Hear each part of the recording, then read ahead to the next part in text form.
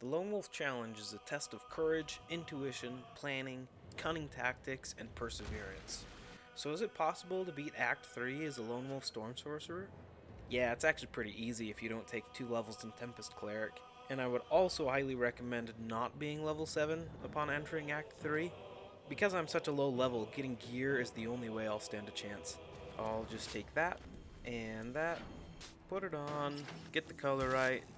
Oh hey Lorokin, what a fine day, isn't it? Alright, bye. Now there are only 3 more items until I'm all geared up. The first one is at the Devil's Fee, so I go in, talk to Hellisk, and pass an Arcana check, then talk to Hellisk again. Then, and only then, can you buy the Cloak of the Weave. Then off to find the Necromancer in his basement to get the Hood of the Weave. Between all the items I just grabbed, I get a combined +5 to spell attack rolls and spell save DC. I also get 1 Arcane Battery, which lets me cast a spell without extending a spell slot, refreshing every long rest. The last noticeable thing I get is the ability Bolts of Doom, which give me an extra +5 lightning damage, 1 cast of Chain Lightning, and Lightning Bolt per short rest. The last item I'll get is the Freaky Fish People Take This.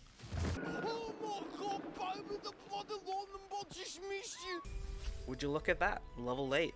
I take Shield, giving me situational AC, Warcaster for advantage on concentration checks, as well as letting me cast Shocking Grasp as a reaction, adding a huge boost for being on the front lines. Now I'm just running around enjoying all this newfound power and trying to get to level 11.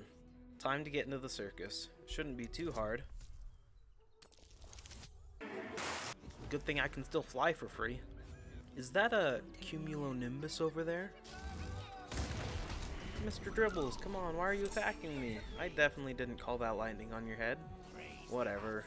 Even a shield isn't enough to save me from getting knocked down to 1 HP on round 1.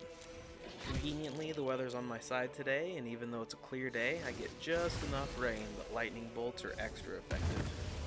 Talus decides to drop another lightning bolt on Dribbles, and unfortunately, Fyodor is caught in the mix, and doesn't make it. Moment of silence for Fyodor. With a little more help from Talos and a Thunder Orb later, I'm safe once again. After a good night's rest, I'm back taking a nice stroll along a different beach. Oh, hey guys. Yeah, I really don't know what's going on here, but I'm just gonna start casting lightning bolts.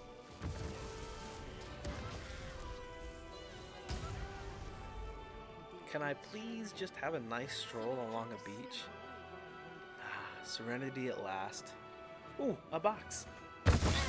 If beaches aren't safe, then surely this old decrepit house along the beach should be, right? A hag? I accidentally killed one already. I should be able to help.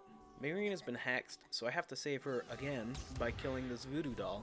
Then Lizard Man turns into a red cap, so with pure skill and no saves coming, I get first in initiative and am able to kill him in 1 round before he summons his crabs.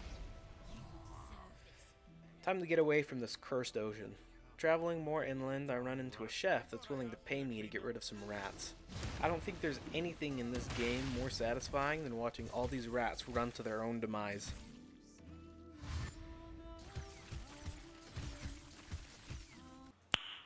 Nice. Time to go report back to the chef. Oh, by the way, I found this list with your name on it. Half the people on it are dead, so do what you want with it. I go track down the murderer, about to take out my favorite dye dealer. Did you know you can use Minor Illusion to get his whole group out here? I was only trying to get a couple people, but it also brought everyone from inside and outside, so there's a couple civilians here. Seems Lightning Bolt is no respecter of persons, though. Rest in peace, Vars Humblitude. Dolar makes a mad dash to kill Devila, my work partner. Not much I could have done there. Rest in peace, Devila. Then he makes a mad dash straight to me and heals 40 damage for him and an accomplice. It's nothing the caress of my electric touch can't handle.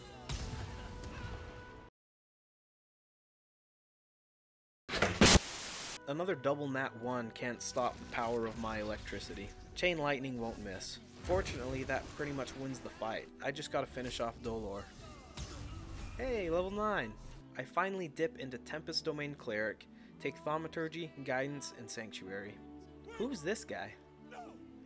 Oh well.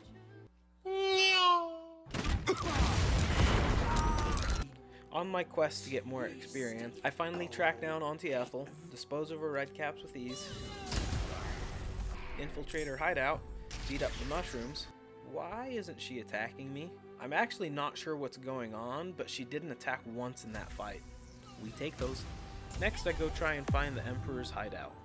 If you sneak up to one of the portals, you don't initiate combat right away, so I get my haste set up and unfortunately get seen as I'm trying to group people up.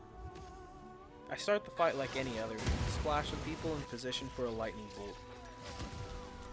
The Gith closest to me has 22 HP, while the one farther away only has 4. So I run over to him and cast a lightning ball at the one I ran away from. This makes it so I can kill both this turn by using my passive Heart of the Storm ability. A couple lightning spells later and the fight's over.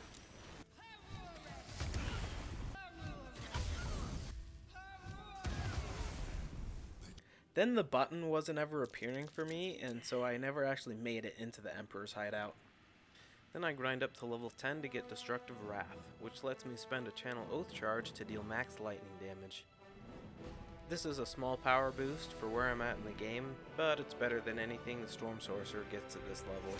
Thankfully, it was just enough for me to scrape by the Shard Temple after several tries and a save scum in the middle of the fight. I feel like there's something else I'm supposed to do here. Oh well, must have forgot. Then I take out the Iron Watch so I can make it to Gortash to finish my Infinity Stone collection. I try sneaking around back because that's been working for me. After beating my head into a wall a couple times, I try a different approach, which is to absolutely obliterate his dining room table and hope he and his goons chase me, which it works. Everyone is in position for me to drop a 5th level Create Water and blast them with a Twinned Chain Lightning powered by the Wrath of Talos. That takes everyone but Gortash out. I need some more sorcery points to finish up the fight, so I give up a level 4 spell slot.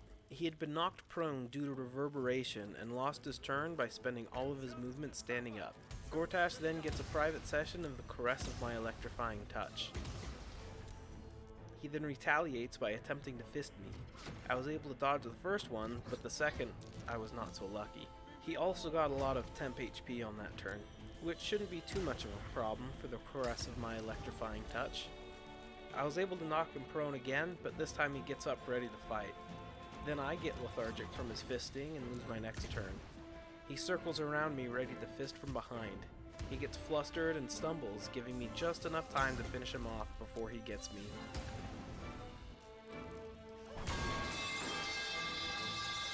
I'm now super close to level 11, so I find some unsuspecting guards. Hey, level 11! In order to learn level 6 spells, you need to have 11 levels in a single full casting class. By taking the 10-2 build that's so popular, you don't get access to learning level 6 spells. You can still upcast any spell to 6th level, but I don't get access to learning Chain Lightning. So I dropped the 2 levels in Tempest Cleric to go full Storm Sorcerer. I had previously made a trip to pick up the last item I needed, which gave me a +1 to spell attack and save DC, as well as an extra Arcane Battery. This means I can cast 3 level 6 spell slots per day, plus the 3 that I get from the Bolts of Doom. If I stack an Elixir of Bloodlust and Haste, I can cast 3 Twinned Chain Lightnings in one turn, and then use my bonus action to cast a 4th Chain Lightning. This is significantly stronger than anything the multiclass can do. I just remembered, I haven't gone to the Mirror of Loss to get my +2 to Charisma. With all of my newfound power, Cazador is a pushover. Before the fight, I set up Haste and Create Water, then talk to Cazador and click the attack button. I then get swarmed, which really isn't a problem. Larian, if you're watching, please skip to this timestamp. Alright, everyone that's not from Larian, I found an exploit. If Twin Spell is the last thing that you click before selecting your targets, you don't expend any sorcery points while casting. But if you click Twin Spell before you select your spell, then you will expend sorcery points. I will absolutely be abusing this because it's just fun. Welcome back, Larian. All that happened was I was casting Chain Lightning twice. From here, the fight is quite easy to clean up. A well-placed lightning bolt, a mostly needless Chain Lightning, and a few handfuls of electricity finish the fight. The last fight I need to do to get level 12 is Raphael, in the House of Hope. I gave it a couple tries, but didn't see any way to save Hope, So I used her Divine Intervention to turn herself into a newt, quickly cast Haste on myself to take advantage of the surprise round Hope had given me. Thankfully, this isn't Minecraft and I can create water here in hell. Then I do what I do best.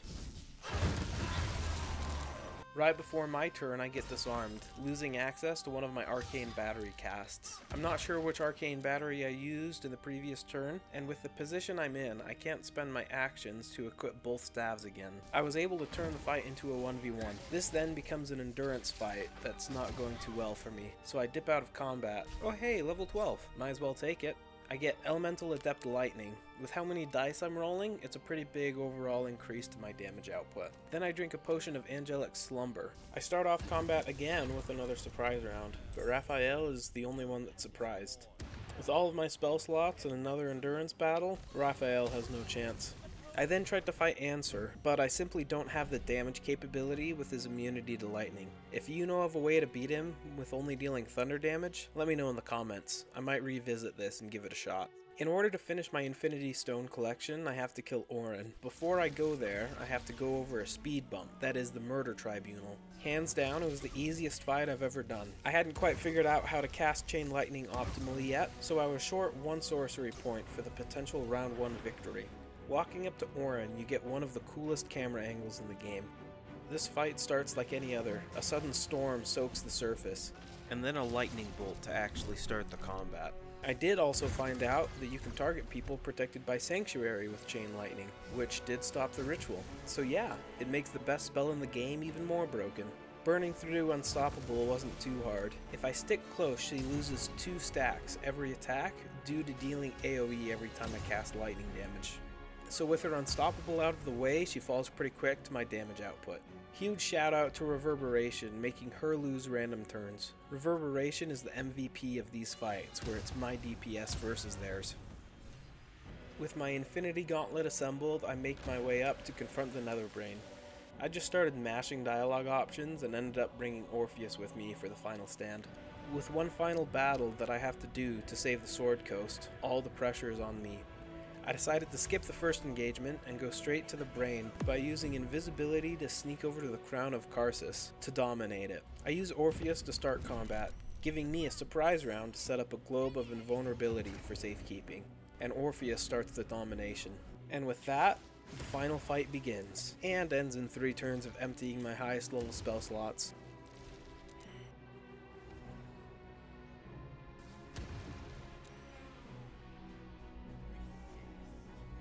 The Sword Coast has been saved, thanks to the power of lightning and thunder. Orpheus has one final request, and that is to be killed. We happily do that to make sure that we're the ones that go down in the history books as the savior of the Sword Coast. Thank you everyone so much for watching. I'm a new channel and really trying to hit 1,000 subs. It would mean the world to me if you subscribed. Till next time.